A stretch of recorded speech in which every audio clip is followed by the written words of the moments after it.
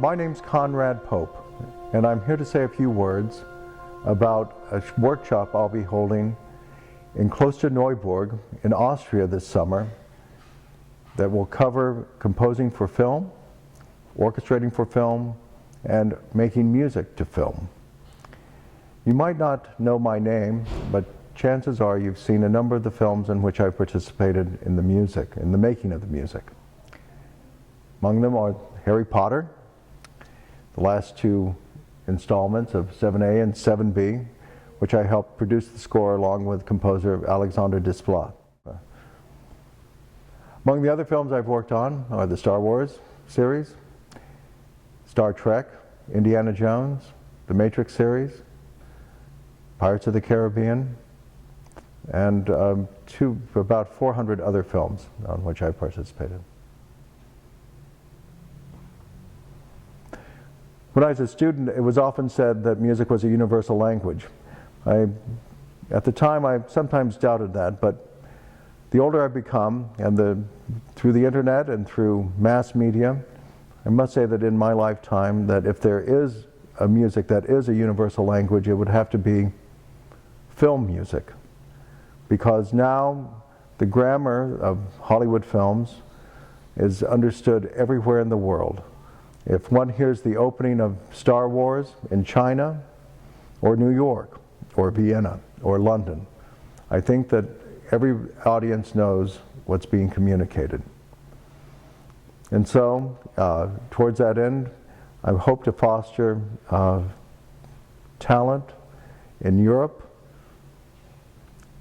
I hope to be able to help composers in Europe achieve something of the Hollywood sound, as well as bring their own fresh perspectives, and hopefully keep film music the vital language it currently is well into the future, as it passes on to a newer generation, the generation I hope to be meeting in Vienna.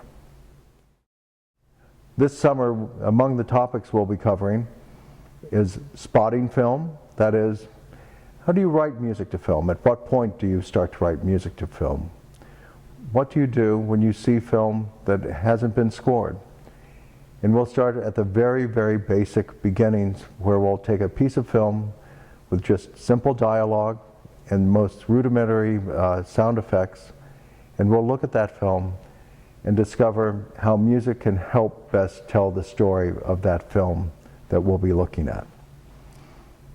We'll find that not only is film music an artistic endeavor that calls upon every bit of your artistry and every bit of your capacity as a storyteller in music, but it's also a very technical medium, one that demands very precise measurements of time and points of synchronization between the music and the picture that we see.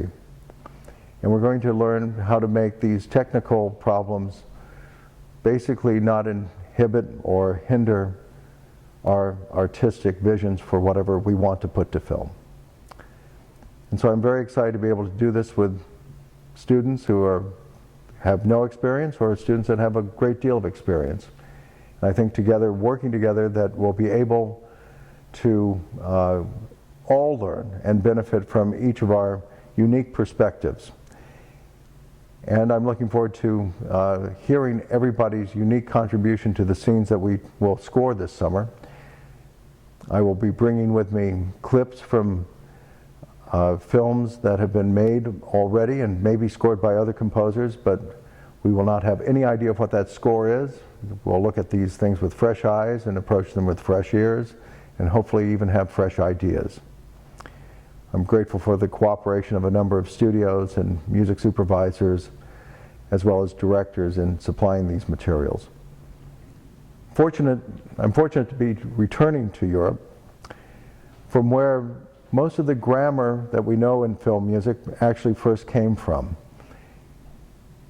Max Steiner, great Viennese composer, but basically known as a Hollywood composer by most, is one of the founding fathers of the Hollywood sound.